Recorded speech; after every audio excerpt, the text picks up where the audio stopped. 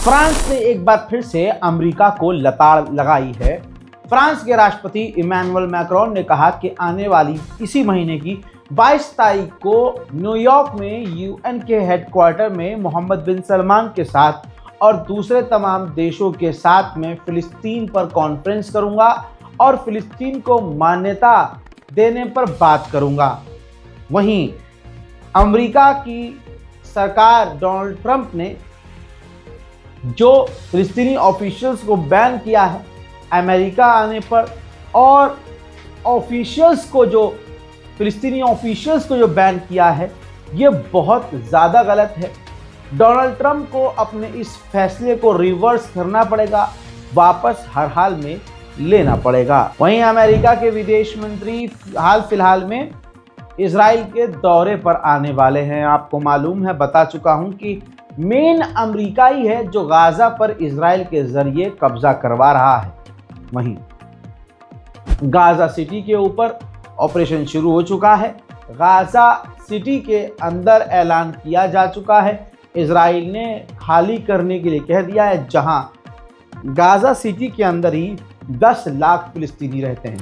उधर इजराइल के defence minister ने कहा कि यमन के जो हुथीज हैं, हमने उनको बर्बाद कर दिया है। उनके जो अब लीडरशिप है, जो लीडर्स हैं, वो सनआ से यानी यमन की राजधानी से भाग रही है, वो दूसरे देशों में जा रही है, लेकिन हम उन तक पहुंचेंगे और उन सबको मारेंगे। उधर इजराइल के सेटलर्स फिलिस्तीनियों के इलाके के अंदर नजर आ रहे हैं और वहां पहुंचकर नाच गा रहे हैं और फिलिस्तीनियों को एक तरह से परेशान कर रहे हैं। उधर गाजा के अंदर और गाजा के दूसरे इलाकों में इजराइल ने जो कुछ परसेंट पानी अब तक जाने दिया था, इजराइल ने बिजली और पानी भी अब पूरी तरह से गाजा के लिए, लगभग गाजा सिटी के लिए काट दिया है। ब्रिटेन भी पूरी तरह से इजराइल का साथ दे रहा है। जैसे आप तस्वीरें देखिए, ब्रिटेन में एक नौजवान जो फिलिस्तीनी समर्थक था, उसको ब्रिटेन की पुलिस ने गिरफ्तार कर लिया। कसूर सिर्फ इतना है कि वो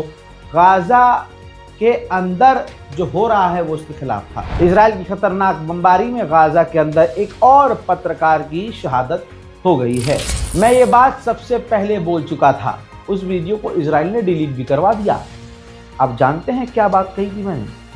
अगर आप हमें पहले से देख रहे हैं तो आपको याद होगा, 7 अक्टूबर 2023 को जो इजराइल के फेस्टिवल पर हमास ने हमला किया और कईयों को कैदी बना लिया, उस हमले में उसी जगह पर जहां वो फेस्टिवल हो रहा था, उस हमले होने से 1 घंटे पहले वहां इजराइल के टॉप कमांडर गए थे, लेकिन इजराइल की मिलिट्री ने और कमांडर्स ने वहां सिक्योरिटी नहीं बढ़ाई और ऐसा लग रहा है कि उन्होंने जानबूझकर सिक्योरिटी में ढील छोड़ी थी।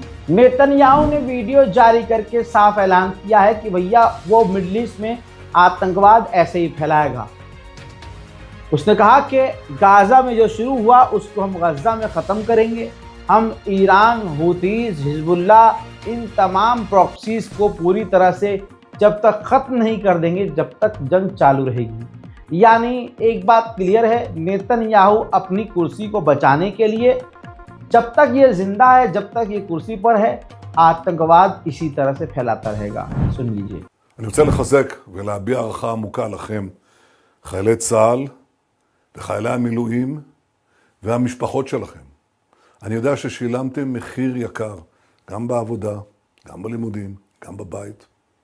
אנחנו נלחמים מלחמה עיקשת וצודקת מאין כמוה. אנחנו לא שוכחים לרגע את מה שעשו לנו ב7 באוקטובר. את הראשים שערפו, את האנשים שאנסו, את התינוקות ששרפו, את החטופים שלקחו למנהרות בעזה. אנחנו פועלים להחזיר אותם, אנחנו פועלים להכריע את החמאס. אבל בדרך חולמנו יחד נפלאות, כי שברנו את הציר האיראני. גם בעזה, גם בלבנון עם החיזבאללה, גם עם משטר אסד שהתפוצץ. अब इजराइल के पूर्व प्रधानमंत्री ने साफ तौर से कहा है, इस बार के चुनाव में अगर नेतन्याहू दोबारा प्रधानमंत्री बन गया तो जियोनिज्म का, यानी यहूदियों का अस्तित्व का उनके खात्मा होगा और जियोनिज्म पूरी तरह से खत्म हो जाएगा।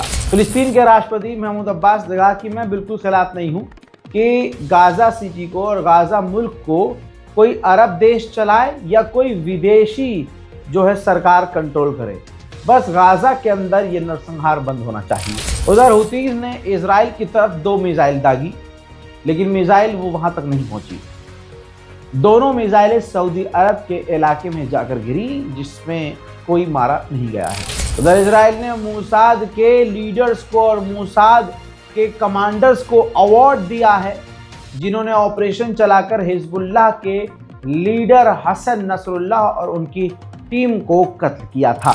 उधर फ्रांस की कोर्ट ने 2012 के एक मुद्दे को लेकर जो सीरिया के पूर्व राष्ट्रपति हैं बशर अल असद, उनके खिलाफ अरेस्ट वारंट जारी कर दिया है। इल्ज़ाम यह है कि सन 2012 में बशर अल असद ने सीरिया के अंदर पत्रकारों का नरसंहार करवाया था, कई पत्रकारों को कत्ल करवाया था। उधर ईरान से बड़ी खबर, वेस्टर्न ईरान में हुआ है बड़ा धमाका। ईरान में लगातार ऐसी तस्वीरें सामने आ रही हैं।